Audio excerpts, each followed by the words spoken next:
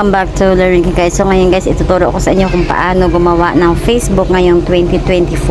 Ayan, so dahil wala pa tayong account sa Facebook guys, ayan, tap natin yung continue. Pagka-tap ng continue is tap mo lang yung update. Ayan, dahil first step natin nga gumawa ng Facebook guys, ayan, dadaan muna tayo sa pinaka newest no na paraan. Ayan, dahil naglipat tayo ng cellphone, ayan, update po muna natin yung ating Facebook, yung kanyang new version. So pagkatapos natin yang i-update, aantayin lamang po natin habang naglo-loading.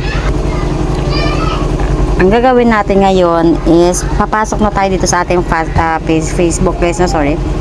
So ilalagay natin dito yung create new account. Pagkatap mo ng create an account, ayan, nakalagay dito na join Facebook, create an account to connect with friends, family, communities of people who share your interest. So tap mo yung get started kasi wala pa naman tayo, no? And then pagkatapos guys, itatap nyo lang yung inyong email na andito. So tap natin yung ating email, no? And then pagkatapos tap natin yung next. Pagkatap ng next, ilalagay natin yung ating birthday. Okay, so pagkatap natin ito is lagay lang po natin yung ating set. And then ilalagay natin yung ating tap natin yung next. So pagkatap ng next guys, mamimili kayo kung ano ang ginger nyo dito. Tap nyo yung syempre ginger nyo.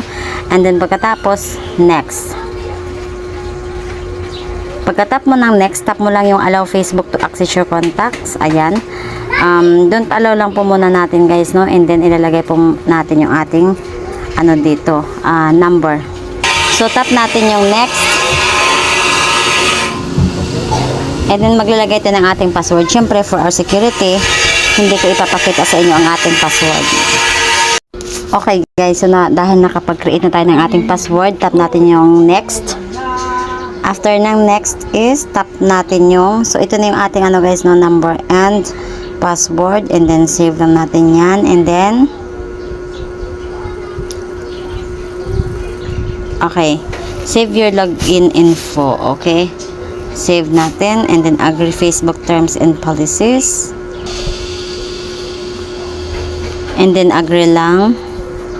So nakalagay dito, do you already have an Facebook account? So syempre, if you have an account, we can help you find it and log in. If you don't, you can create a new account. Okay, so no, create new account tayo. Okay, and then confirmation code. So marireceive natin yung confirmation code sa ating SMS messages. So may nakalagay dito na turn on contact uploading to find friend faster. Ayan, not now natin siya guys,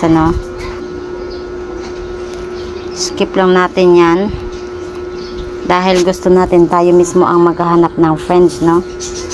And then skip lang din natin ulit yan, skip at turn on notification to stay connected. Ayan, syempre turn on, allow. So allow Facebook to access your location.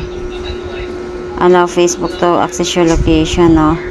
Ayan, deny lang po muna natin yan guys. Okay, so ganyan lang po kadali at ganito lang kabilis gumawa ng Facebook account 2024.